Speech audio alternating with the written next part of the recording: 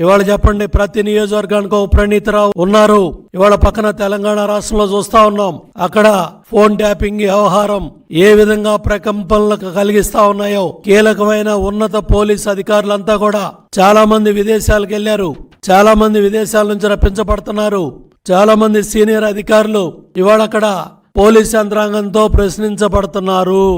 అయినప్పటికీ కూడా నిస్సిగ్గుగా ఏ మాత్రం వెరవకుండా జగన్మోహన్ రెడ్డి అండదండలతో ఇవాళ DGP incharge Rajendranath Reddy, additional DG intelligence PSR Sitaramanjaneyulu రాష్ట్ర ప్రజలకు సమాధానం ఇవ్వాలి, రాష్ట్ర ప్రజలకు సమాధానం చెప్పాలి, ఇమీడియట్ గా వీళ్ళ మీద చర్యలు తీసుకోవాలని మా రాజ్యసభ సభ్యులుగా పనిచేసిన కనకమేడల రవీంద్ర గారు, ఇవాళ చీఫ్ ఎలక్షన్ కమిషన్ కూడా కలిసి ఢిల్లీలో ఇవాళ ఏదైతే యాపిల్ సంస్థ ఇచ్చిన ఈ అలర్ట్ ని దీన్ని ఈరోజు అక్కడ ఎలక్షన్ కమిషన్ గారికి ఇచ్చి చీఫ్ సెక్రటరీ మీద, డీజీ ఇంటెలిజెన్స్ మీద, అడిషనల్ డీజీ ఇంటెలిజెన్స్ అట్లాగే డీజీపీ మీద ఇమ్మీడియట్ గా చర్యలు తీసుకోమని వాళ్ళ ఏదైతే మోడల్ కోడ్ ఆఫ్ కాండక్ట్ ఉన్న పరిస్థితుల్లో ఉన్న రోజుల్లో ఎన్నికల షెడ్యూల్ వచ్చిన తర్వాత ఇంత నిస్సిగ్గుగా మార్చిలో వచ్చింది ఇటువంటి కంప్లైంట్. గత 4 ఏళ్లుగా మేము చెప్తున్నాం.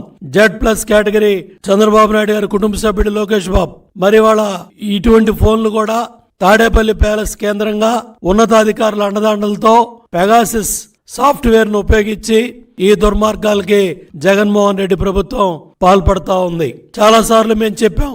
శాసనసభలో ప్రశ్నించారు, శాసన మండలిలో ప్రశ్నించారు, ఎన్నో ప్రెస్ మీట్ లో ఇదే వేదిక మీద మా నాయకులంతా కూడా మాట్లాడారు. అందరు ఫోన్ లో ట్యాపింగ్ అవుతుంది, ఐఫోన్ సాంకేతిక పరిజ్ఞానం ఉంది కాబట్టి ఇవాళ ఈ వాస్తవాలు బయటకు వచ్చాయి.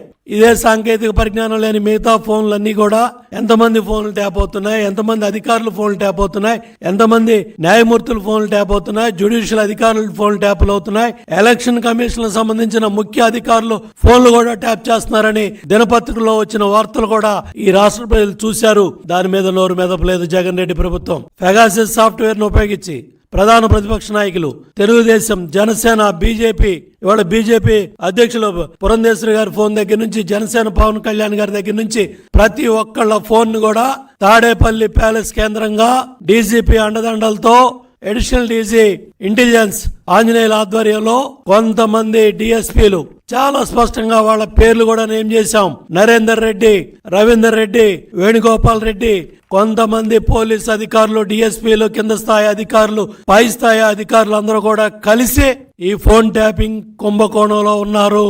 ఈ ఫోన్ ట్యాపింగ్ కార్యక్రమాల్లో భాగస్వాములయ్యారు. రాజ్యాంగబద్ధ సంస్థలకు ఉన్న అధిపతులను కూడా మీరు ట్యాప్ చేస్తా ఉన్నారు. ఇది దుర్మార్గం, అమానుషం. దీని మీద బయట పెట్టమని సమాధానం చెప్పమోడా మేము చాలా సార్లు ప్రశ్నించాం. అట్లాగే ఏపీ ఇంటెలిజెన్స్ ఎవరైతే చీఫ్ గా ఉన్నారో అడిషనల్ డీజీ ఆంజనేయులు కూడా మేము చాలా సార్లు ప్రశ్నించాం.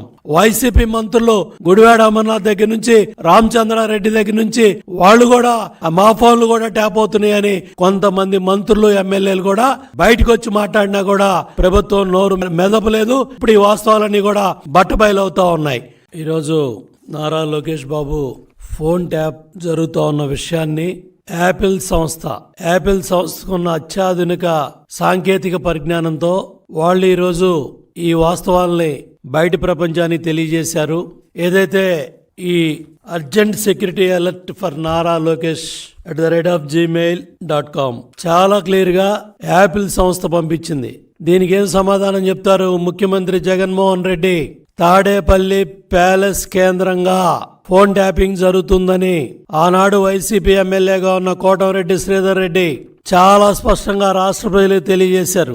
మా ఫోన్లు కూడా ట్యాప్ అవుతున్నాయి, మా ఫోన్లు కూడా ట్యాప్ చేస్తున్నారు, మేం మాట్లాడేది వింటున్నారు, మా వ్యక్తిగత జీవితాల్లోకి చొరబడుతున్నారు, కుటుంబ సభ్యులతో మాట్లాడే విషయాలు కూడా వింటున్నారు అని గత 4 సంవత్సరాల పైగా ఎన్నో ఆరోపణలు తాడేపల్లి ప్యాలెస్ కేంద్రంగా వైసీపీ ప్రభుత్వం మీద ఆరోపణలు వస్తే ఒక్క పోలీస్ అధికారి సమాధానం చెప్పలా, ఒక్క కేబినెట్ మంత్రి సమాధానం చెప్పలా, ముఖ్యమంత్రి జగన్ రెడ్డి నోరు తెరవడం, సమాధానం చెప్పడం.